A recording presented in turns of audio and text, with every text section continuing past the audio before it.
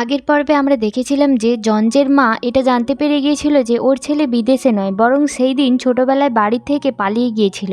এছাড়াও জলপরি এটা বুঝতে পারে যে জঞ্জে ওর মনের কথাগুলো শুনতে পায়। সেখানে জলপরির মনের মধ্যে বলা কথা থেকে জঞ্জে এটা জানতে পারে যে সে যদি বেঁচে না থাকে বা তার ভালোবাসা যদি জলপরি না পায়, তাহলে জলপরির হৃদয় শক্ত হয়ে যাবে, যার ফলে জলপরি মারা যাবে। জলপরির আসল পরিচয় জঞ্জে জানতে পেরে গিয়েছে। এটা জানার পর জলপরি বলে, আমি সবসময় ভাবতাম একদিন না একদিন তুমি আমার এই পরিচয় জানতেই পারবে, তখন তুমি কি আমায় ছেড়ে চলে যাবে? যার উত্তরে জঞ্জে বলে, না, আমি কখনোই তোমায় ছেড়ে যাব না। তুমি যেই পরিস্থিতিতেই থাকো না কেন, আমি তোমায় কখনো ছেড়ে যাব না। তবে আমার খুব ভয় হচ্ছে অতীতে সব কিছু যদি আবার ফিরে আসে। কিন্তু জলপরি তার এই সমস্ত কথার কোনো মানেই বুঝতে পারে না। তাই জন্যে জঞ্জে তাকে নিয়ে মিউজিয়ামে চলে যায়, যেখানে দামরেয়ংয়ের ছবি এবং ডকুমেন্ট সংরক্ষণ করা ছিল। যেখানে গিয়ে জঞ্জে জলপরিকে অতীতের সমস্ত কিছু খুলে বলে। এই নিয়ে তারা দুজনেই চিন্তায় পড়ে যায়। পরের দিন জলপরি জঞ্জের কাছে এসে বলে, এক কাজ করা যাক, আমি গতকালের সমস্ত স্মৃতি তোমার মুছে দেই, তাহলে তো কোনো সমস্যাই থাকবে না। এই বলে সে জঞ্জের দিকে এগিয়ে গেলে জঞ্জে তো পালাতে থাকে এবং দুজনেই পুরো ঘরের মধ্যে দৌড়তে থাকে। এদিকে আমরা জঞ্জের সৎ মাকে দেখি, যে কিনা জঞ্জের আসল মায়ের ব্যাপারে খোঁজ খবর নিচ্ছিল এবং সে জানতে পারে যে জঞ্জের মা জিঞ্জুর বাড়িতে কাজ করে। এটা জানার পরে সে সোজা জিঞ্জুর বাড়িতে চলে যায়। এখানে সে তাদের বাড়ির কাজের মহিলার ব্যাপারে জানতে চাইলে চাইসিয়ার বৌদি বলে উনি খুব ভালো রান্না করেন, কিন্তু উনি কি যেন কারণে আর আমাদের বাড়িতে কাজ করতে চাইছেন না। তখনই ওখানে জঞ্জের মা চা নিয়ে আসে, যাকে দেখে কাংসেই বলে, আপনি নাকি কাজ ছেড়ে দেবেন, চাইলে আমাদের বাড়িতে আপনি রান্নাবান্নার কাজ করতে পারেন। জঞ্জের মা তখন জিঞ্জুর সামনেই তার আসল পরিচয় রিভিল করে যে এতদিন আমি চুপ ছিলাম, কারণ আমি ভেবেছিলাম আমার যাই হোক না কেন আমার ছেলের যাতে কোনো ক্ষতি না হয়। কিন্তু এখন আমি আর চুপ থাকবো না, কারণ তুমি তো অলরেডি আমার অনেক ক্ষতি করে দিয়েছো। এই সমস্ত কথা শুনে কাংসেহি রেগে ওখান থেকে বেরিয়ে আসে। এদিকে আমরা ডিটেকটিভকে দেখি, যারা মাদেয়ংয়ের সাথে যেই মহিলাটির কানেকশন আছে তার ব্যাপারে খোঁজ খবর করে জানতে পারে যে সম্ভবত সে তার নাম চেঞ্জ করেছে, তাই তাকে খুঁজে পাওয়া যাচ্ছে না। কিন্তু অবাক করার একটা বিষয় হলো সেই মহিলা এবং জঞ্জের মা একই স্কুলে পড়াশুনো করেছে।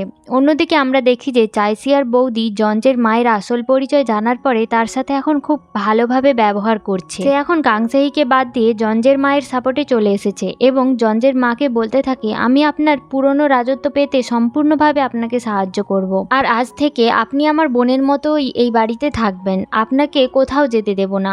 এরপরে এই ব্যাপারটা চাইসিয়ার বৌদি চাইসিয়াকে জানালে, যেটা শুনে চাইসিয়া তো অবাক হয়ে যায়। সে তো আগে থেকেই জঞ্জে আর তার মায়ের ব্যাপারটা জানতো, আর এখন সে জানতে পারে যে সে একজন বড়লোক বাড়ির ছেলে। এই ব্যাপারটা জানার পর সে এখন কি করবে কিছুই খুঁজে পাচ্ছে না। তাই জন্য সে তেহকে ফোন করে একটি ক্লাবে আসতে বলে। নামদো আর জলপরিও ওদের সাথে সেখানে চলে আসে। চাইসিয়া প্রচুর পরিমাণে ড্রিঙ্ক করে এবং ও আর জলপরি দুজনেই ওখানে নাচতে থাকে। এদিকে জঞ্জে বাড়িতে এসে কাউকে দেখতে না পেয়ে নামদোকে ফোন করে তখন সে জানতে পারে যে ওরা সবাই মিলে ক্লাবে গিয়েছে। তখন জঞ্জে সেখানে পৌঁছে যায় এবং জলপরিকে সেখান থেকে নিয়ে আসে। আসার সময় বাইরে বৃষ্টি হচ্ছিল। জলপরির খুব ইচ্ছে করছিল যে এই বৃষ্টির মধ্যে জঞ্জের সাথে হাত রেখে কিছুটা সময় সে যেন কাটাতে পারে, কিন্তু তা তো করার কোনো উপায় নেই। তখনই জঞ্জে ওর জন্য একটি ওয়াটারপ্রুফ জুতো নিয়ে এসে ওকে পরিয়ে দেয়। এরপরে ওরা দুজনে ছাতা নিয়ে বৃষ্টির মধ্যে হেঁটে হেঁটে বেরিয়ে পড়ে। এদিকে জঞ্জের মা তার আঙ্কেলের ওয়াইফকে ফোন করে জিজ্ঞাসা করে যে জঞ্জে কি সত্যিই ছোটবেলায় বাড়ি ছেড়ে চলে গিয়েছিল, যেটাতে ওর আন্টি জানায় যে হ্যাঁ, আপনি কষ্ট পাবেন বলে আপনাকে আমি মিথ্যে কথা বলেছিলাম, প্লিজ আমাকে ক্ষমা করে দিবেন। জঞ্জের মা ওর ছেলের কথা জিজ্ঞাসা করলে ওর আন্টি বলে যে হ্যাঁ, সে প্রায়ই আমার স্বামীকে দেখার জন্য হসপিটালে আসে, ওর নাম্বার আমার কাছে আছে, আমি আপনাকে পাঠিয়ে দিচ্ছি।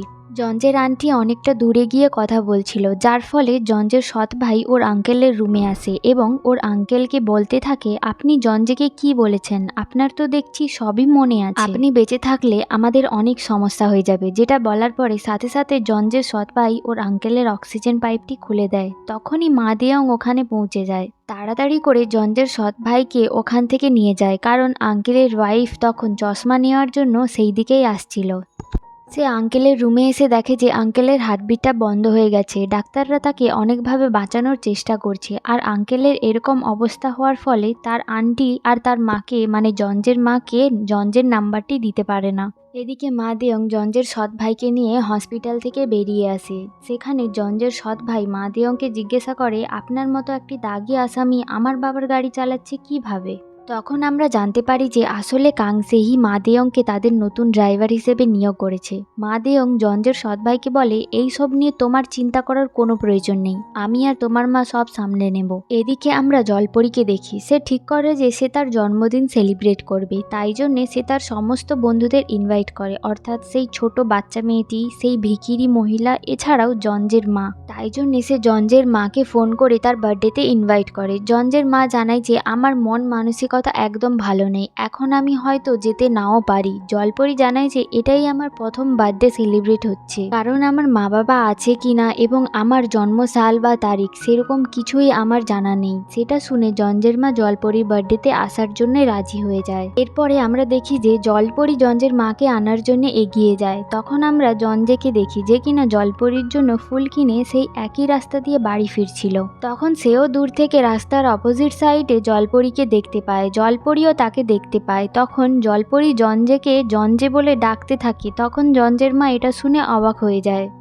সে বলে, আমার ছেলের নামও তো জঞ্জে। এরপরে সে জলপরীকে লাইট হাউসের গল্পটি বলতে থাকে, যেখানে সে জঞ্জেকে রেখে চলে এসেছিল। যেহেতু জলপরী জঞ্জের কাছ থেকে এই লাইট হাউসের গল্প আগেই শুনেছিল, তখন সে বুঝতে পারে যে এটাই জঞ্জের আসল মা। সে রাস্তার ওপার থেকে মনে মনে বলতে থাকে, জঞ্জে, আমি তোমার মাকে খুঁজে পেয়ে গিয়েছি, আমার সাথে যে আছে তিনিই তোমার মা, আমি আসছি জঞ্জে তোমার মাকে নিয়ে।